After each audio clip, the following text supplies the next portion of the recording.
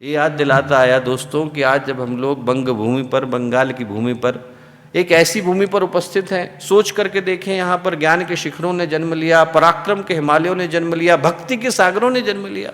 स्वामी रामकृष्ण परमहंस की भूमि, स्वामी विवेकानंद की भूमि, महर्षि अरविंद की भूमि, रविन्द्रनाथ टैगोर की ये भूमि, चैतन्य महाप्रभु की ये भूमि, एक से एक बढ़कर के महापुरुषों को जन्म देने वाली ये भूमि, इस भूमि पर आज हमें उपस्थित हो पाने का, यहाँ पर खड़े हो पाने का, यहाँ पर बैठ पाने का अवसर मिला, तो वो किसी सौभाग्य से कम नहीं। आज का जो दिन है वो हम में से प्रत्येक को ये याद दिलाता आया कि हमारे कंधों के ऊपर, हमारे पीछे जितने महापुरुषों का उत्तरदायित्व है, उसको न केवल हमें वहन करने की जिम्मेवारी है, बल्कि उसको सौभाग्य तक पहुँचाने की जिम्मेवारी भी हमारी है। आज का दिन एक ऐसे अवसर को लेकर के आया जहाँ पर न केवल हम लोग यदि ध्यान से देखें, सुने, समझें और इस घटना को हम अपने जीवन में कहीं गहरे उतारने का प्रयत्न करें, तो आज का दिन हमारे जीवन में सौभाग्य की खिड़की को खोलने के लिए आया। आते बहुत सारे अवसर हैं, पर हर अवसर सौभाग्य में बदल नहीं पाता। एक व्यक्ति थे, नाम था राम बोला।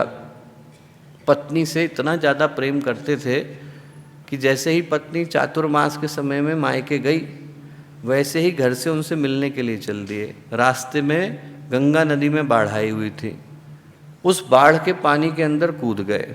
वहाँ पर किसी का शव बह रहा था, मुर्दे का सहारा लेकर के दूसरी तरफ को पहुँचे।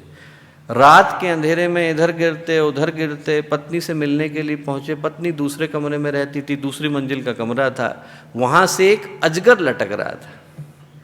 अजगर की पूंछ का सहारा लेकर के ऊपर को पहुँचे, और जब पत्नी को देखा तो पत्नी के मुंह से निकला, अस्थि चर्ममय देहमम तामे ऐसी प्रीति। ये जो हाड़ मास की देह है, इसमें इतना प्रेम है। अस्थि चर्ममय देहमम तामे ऐसी प्रीति, ऐसी जो श्री राम में हो जाती भवभीति। अभी तो बाढ़ के पानी को पार करके आए हो, इतना ही प्रेम भगवान से किया होता तो भवसागर को पार कर गए होते। राम बोला के अंदर का तुलसीदास जाग गया, और कोई होता तो ताना सुन करके घर को वापस लौट गया होता। राम बोला को तुलसीदास बनाने के लिए घटना काफ़ी थी। हम लोग सोचें कि क्रांतियाँ हमारे आसपास मंडरा रही हैं। जो आज का दिन है, आज का क्षण है, वो हमें झकझोरने के लिए आया है, याद दिलाने के लिए आया है कि हमारे अंदर की संभावना क्या, संकल्प क्या। सिद्धार्थ एक राजकुमार थे, घर से बाहर को निकले, छोटी छोटी 3 घटनाएं घटी। वृद्ध व्यक्ति को देखा, मैं भी होऊंगा क्या, बीमार को देखा, मैं भी पढ़ूंगा क्या, शव यात्रा को देखा, मेरी भी निकलेगी क्या। और 3 प्रश्नों ने सिद्धार्थ को भगवान बुद्ध बना करके खड़ा कर दिया। घटनाएं बहुत छोटी थी, सिद्धार्थ को बुद्ध बनाने के लिए 3 प्रश्न काफ़ी थे। हम लोग अपने आप से सोचें कि वो घटनाएं हमारे चारों ओर कितनी बार घटती हैं, पर हमारे अंदर के संकल्प को जगा करके नहीं जाती। संकल्प को जगाने के लिए हमारी चेतना का उनको प्राप्त करने के लिए तैयार होना अनिवार्य हो जाता है। आज का दिन एक ऐसे ही पुकार को लेकर, एक ऐसे ही संकल्प को लेकर, एक ऐसी ही आवाज़ को लेकर के आया। ये याद दिलाता आया कि हमारे जीवन की जो असीम संभावनाएं हैं, उनको प्राप्त करने के लिए आज का ये उत्तिष्ठत जागृत प्राप्य वरान्य बोधत का कार्यक्रम है। हम हरिद्वार से आए। हरिद्वार में मुंशी राम जी रहा करते थे, बहुत ही बुरे व्यक्ति थे।